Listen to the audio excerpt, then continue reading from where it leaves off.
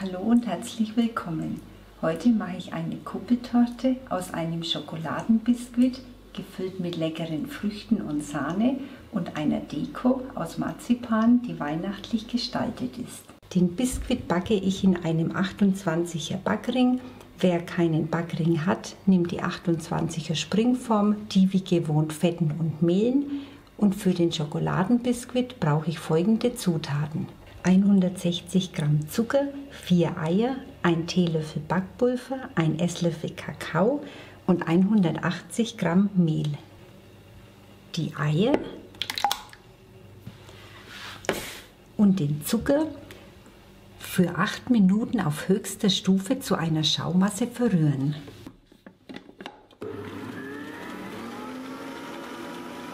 Dann das Mehl, Kakao und das Backpulver sieben.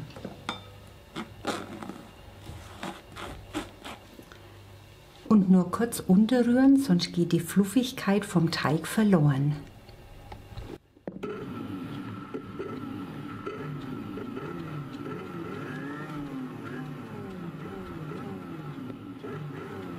Dann den Teig in die Form geben.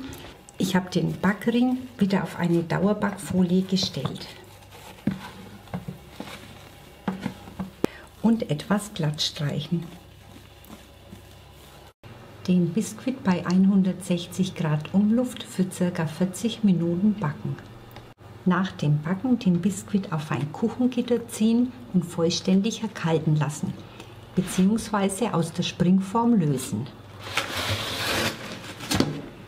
Nach dem Auskühlen das Backpapier entfernen und den Schokobiskuit aus der Form lösen.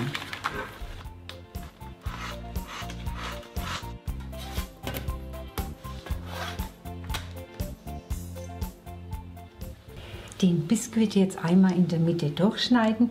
Ich zeige es heute wieder, wie es mit dem Faden geht, weil ich weiß, dass einige Probleme mit dem Durchschneiden haben.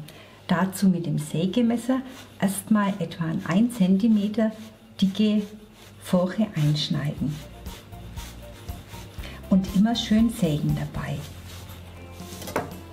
Wenn ich einmal rum bin, nehme ich mir ein Stück vom Faden. Den hat, glaube ich, jeder im Haushalt. Und jetzt lege ich den Faden in den Falz.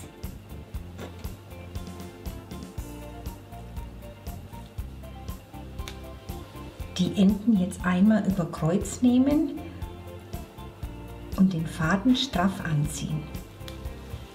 Und in einem durch gleichmäßig den Faden über Kreuz ziehen.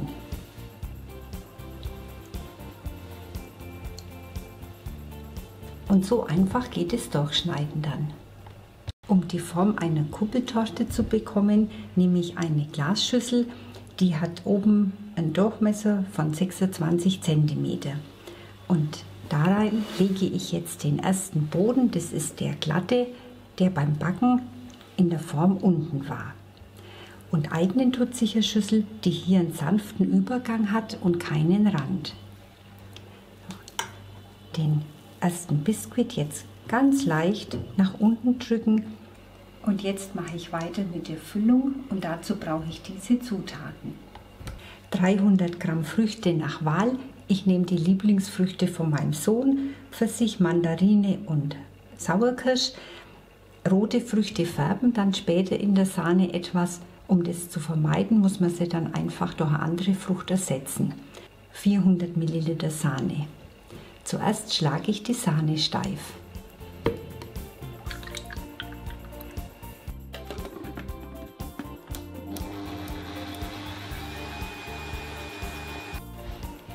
Die Früchte jetzt in die Sahne geben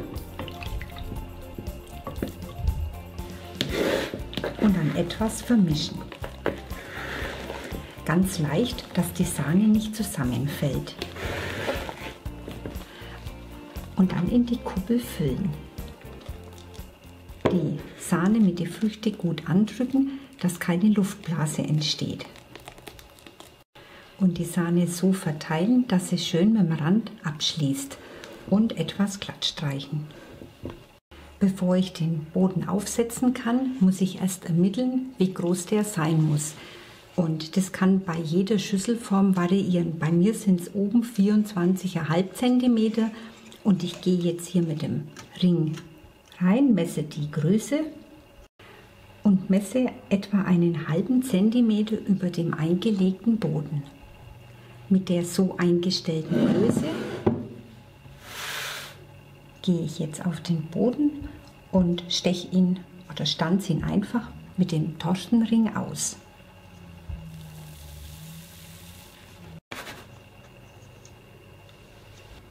Bevor ich den Boden auflege, erwärme ich noch etwas Gelee. Das bewirkt später, dass die beiden Böden besser aufeinander haften. Dazu gebe ich 2 Teelöffel Gelee.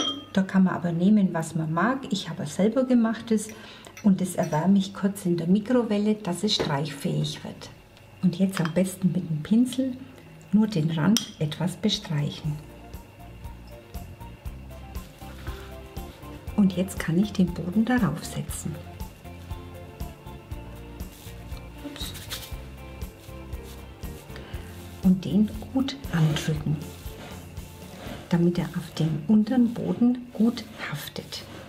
Den restlichen Biskuit nicht wegwerfen, den kann man gleich aufessen oder einfrieren, später für Granatsplitter oder Cake Pops. Als nächstes rolle ich das Marzipan aus und in der Zwischenzeit stelle ich die Torte noch kühl. Um die Kuppel einzudecken, brauche ich 200 Gramm Marzipan-Rohmasse und etwa 50 Gramm Puderzucker. Zum Verkneten des Marzipans gebe ich erst Puderzucker auf die Arbeitsfläche.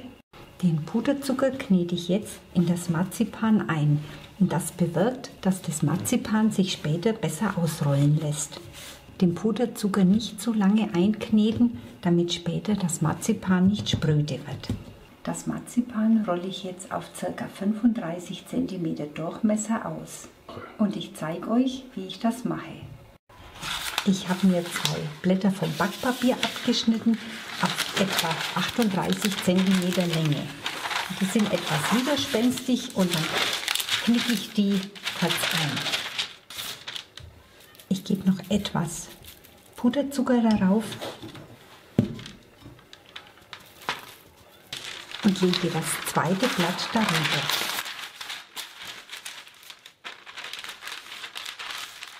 Dann mit einem Nudelholz das Marzipan sehr dünn ausrollen.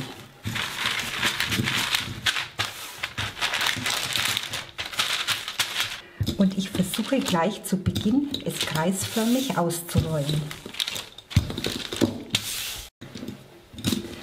Das Backpapier verwende ich, damit das Marzipan nicht auf der Arbeitsfläche festklebt. Und ich mag es sehr dünn, darum ist das Ausrollen etwas mühsam. Und wer sich die Arbeit nicht machen will, der kann natürlich eine fertige Marzipandecke kaufen. Bald ist es geschafft. Das Marzipan kurz zur Seite schieben und die Torte aus der Schüssel stürzen. Oben am Rand etwas lösen, falls das Gelee an dem Schüsselrand angeklebt wäre. Die Tortenplatte darauf legen und umstürzen. Man hat es gehört, die Torte ist aus der Schüssel geplumpst und ich platziere sie jetzt so etwa noch in der Mitte. Ich habe noch mal 2 Teelöffel Gelee warm gemacht, dass es schön flüssig ist, und jetzt streiche ich die Torte damit ein, damit das Marzipan gut haftet.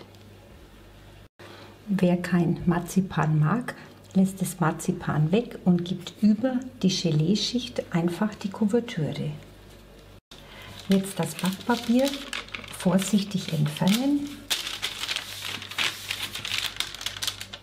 am Rand darauf achten, dass es nicht einreißt.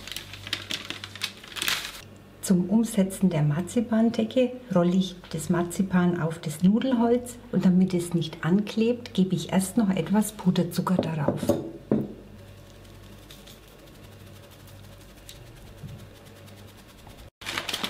Das Backpapier wieder darauf legen und umdrehen. Jetzt die obere Schicht abziehen und ebenfalls mit Puderzucker bestäuben. Das Marzipan jetzt locker auf das Nudelholz aufrollen und durch den Puderzucker klebt es nicht fest. Und jetzt die Marzipandecke auf die Torte legen. Das Marzipan mit den Händen dann andrücken und das ganz vorsichtig machen. Wenn ich die Falte jetzt andrücke, dann habe ich eine Falte und so muss ich sie ganz langsam auseinanderziehen, dass das Marzipan möglichst faltenfrei sich um die Kuppel legt. Gegebenenfalls noch etwas hochziehen.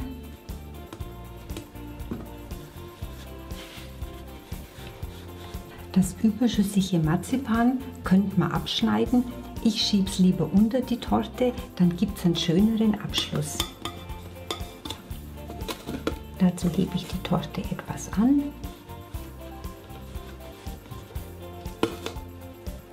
Und schiebe das Marzipan nach unten.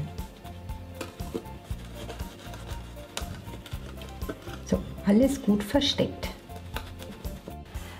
Noch ein bisschen nachformen. Die Torte bekommt noch einen Schokoladenüberzug. Dazu habe ich schon 50 Gramm Kuvertüre geschmolzen und ich gebe noch einen Esslöffel Öl dazu und verquirle beides miteinander. Das Öl bewirkt, dass sich die Kuvertüre leichter auftragen lässt und dass die Kuvertüre sich später besser schneidet. Die Kuvertüre jetzt in der Mitte erstmal einen großen Klacks aufbringen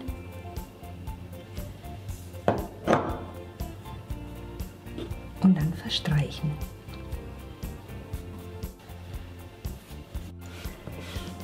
Am Rand mache ich an der Torte noch ein Band entlang. Die Kuvertüre muss dann nicht bis ganz unten aufgebracht werden. Nach eigenem Geschmack dekorieren. Ich habe ein paar Marzipansterne ausgestochen.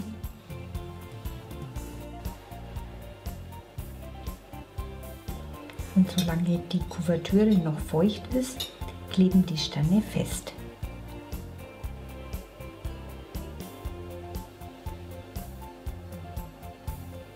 Und noch ein paar Zuckerperlchen. Die Torte bekommt jetzt noch ein Dekoband. Ich habe ein Stoffband, man könnte es aber auch aus Marzipan machen. Um die Torte legen.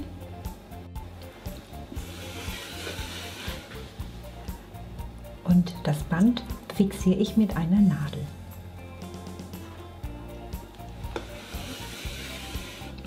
Und so sieht meine festliche Kuppeltorte dann aus. Und jetzt schneide ich die Torte noch für euch an. Dazu löse ich das Band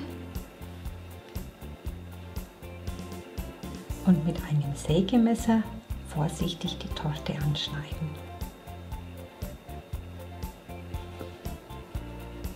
Und durch das Öl in der Kuvertüre bricht sie jetzt auch nicht aus beim Schneiden.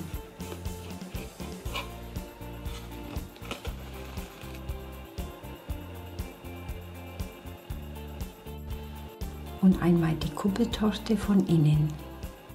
Viel Spaß beim Nachmachen. Tschüss und bis zum nächsten Mal.